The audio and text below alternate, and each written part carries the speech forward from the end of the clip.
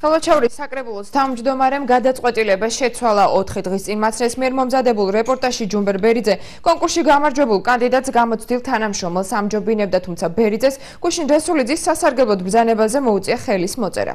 რატომ შეიცვალა თავდაპირველი პოზიცია საკრებულოს თავმჯდომარემ? დეტალები ჩვენ რეპორტაჟში.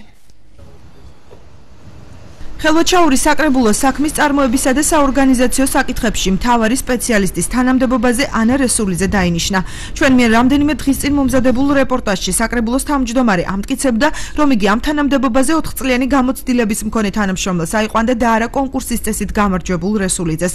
თუმცა ჯუმბერ ბერიძემ გუშინ გადაწყვეტილება შეცვალა და რესულიძის დანიშვნის ბრძანებას მოაწერა ხელი. შარაბიძისა და იმას შორის ერთი ფულად შეიძლება სხვაობა იყოს, მაგრამ იმდენად გამოცდილია და იმდენად ცნობილი გამოცდილი თანამშრომელია, რომ დამთავრდა, ამიტომ მე უპირატესობა მივანიჭე შარაბიძის და რესულიძე ჩავსვი რეზერვში.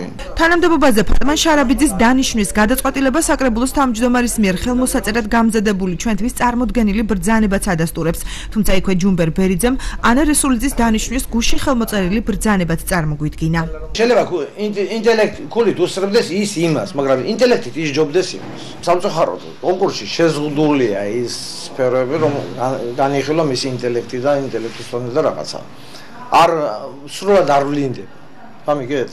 ამიტომ არის რომ ახლა ამ პიროვნებას მე ვიცნობ, ის 4 წელია მუშაობს ინტელექტითაც და ცოდნითაც ძალიან ისეთი მომზადებული პიროვნება. თუმცა ახლა კადრებს თუ არ მიცემთ შანსებს, ამით ვაძლევთ, რა თქმა უნდა, ვაძლევთ და მივეცით კიდეც, ხო? მაგრამ ეს ყველა არის გამოსაცდელი ვართ დამტკიცებული. საკრებულოს თავმჯდომარის მოადგილე ბერიძის თავდაპირველ განცხადებას გაუგებრობად აფასებს, რაც შეეხება კონკურსანტს, რომელიც საქმის წარმოებისა და საორგანიზაციო საკითხებში მთავარი სპეციალისტის თანამდებობაზე 4 წლის განმავლობაში მუშაობდა, არის საკმარისი ქულების გამო პოზიციიდან უკვე გათავისუფლებულია.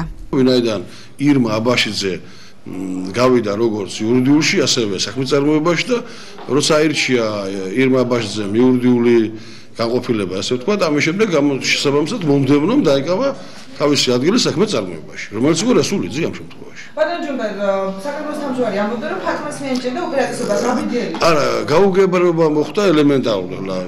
ჩვეულებრივად კონკურსის შედეგებიდან გამომდინარე, ქავდონი ფატმანი განთავისუფლდა მის მიერ დაკავებული თანამდებობით. ხელვაჩაურში სულ 13 ვაკანტური თანამდებობა იყო, მათგან 7 პოზიციაზე ძველი, 6 კი ახალი თანამშრომელი დაინიშნა.